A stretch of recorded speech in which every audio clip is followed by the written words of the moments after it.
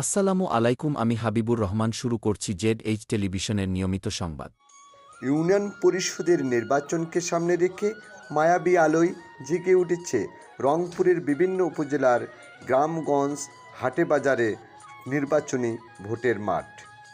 আষাঢ় মাসে মেঘে যেমন বৃষ্টির গন্ধ লেগে থাকে, তেমনি ইউনিয়ন পরিষদের আগাম নির্বাচনের হাওয়া লেগেছে গ্রামগঞ্জ, হাটে বাজারের অলিতে গলিতে। কিষানের মাঠের প্রান্তরে খোশগপ্প, পুকুর পাড়ের মুক্ত বাতাসে টং এ আড্ডা আর চায়ের দোকানের তর্ক সব মিলেমিশে এক মায়াবী রূপ নিয়েছে ইউনিয়ন পরিষদের নির্বাচনকে ঘিরে। কথায় নয়, উন্নয়ন চাই, এমনটাই উক্তি সাধারণ ভোটারগণের। ভোটের মাঠের প্রার্থীরা এখন থেকে গ্রামগঞ্জ, হাটে বাজারে সাধারণ মানুষের দ্বারস্থ হয়ে তারা নানা সমস্যার কথা শুনছেন ও আশ্বস্ত করছেন নির্বাচিত হলে তা পূরণ করবেন। এখন মনে করো সরকারের জেলায় সেই দলের তো দরকার এইরকম চেয়ারম্যানই চাই আমরা।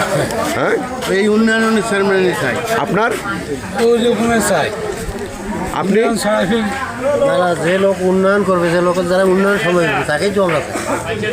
আপনি একই কথা সবার উন্নয়নও চান? উন্নয়ন দেখাবো দেখা দেবো। আপনারা সবাই উন্নয়নও চাচ্ছেন? উন্নয়নে যার যোগ্য তাকে ভোট দেবেন।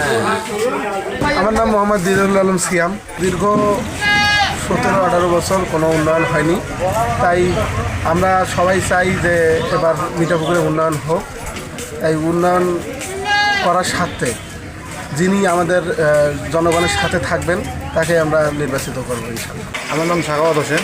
মানে নিরপেক্ষভাবে আপনি কথা বলবেন। এখানে আমি সাধারণ জনগণ হিসেবে যেটা আমি বুঝি যে দীর্ঘ 16-17 বছর 18 বছর এই ইউনিয়নে বা এই রংপুর বা এই মিঠাপুকুরে কোথাও তেমন উন্নয়ন হয়নি।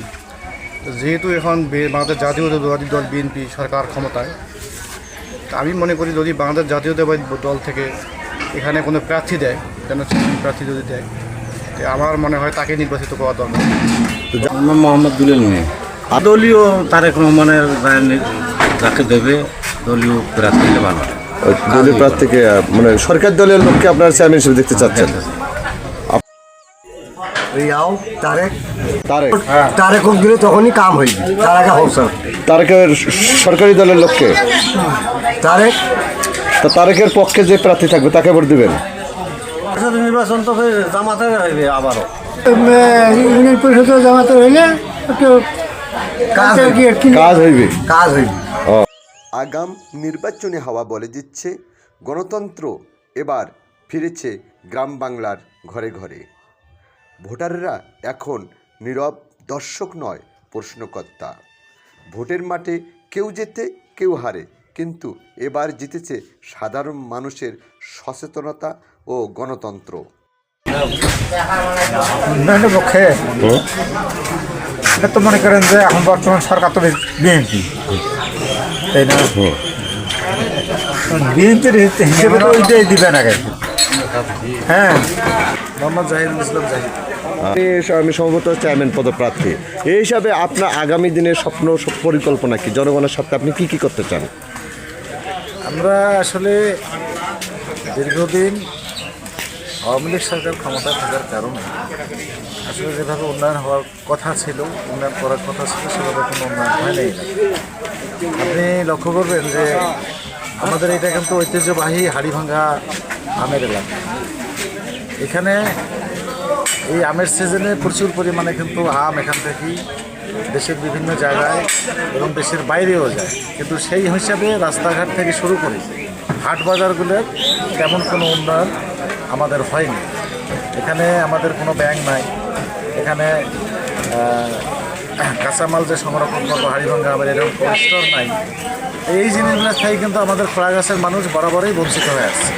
আপনার উন্নয়নের পরিকল্পনাগুলো কি? এখন এই জিনিসগুলো করতে গেলে, যেহেতু বর্তমান সরকার বিএনপি সরকার ক্ষমতায় আছে, এখন যদি আমরা জনগণ যদি আমাদেরকে আগামী ইউনিয়ন পরিষদ নির্বাচনের চেয়ারম্যান হিসাবে আমাকে যদি নির্বাচিত করে, এই এলাকার মানুষের যে উন্নয়নগুলো, আমি যে কথাগুলো বললাম, এগুলোর উন্নয়নগুলো আমাদেরকে করতে হবে।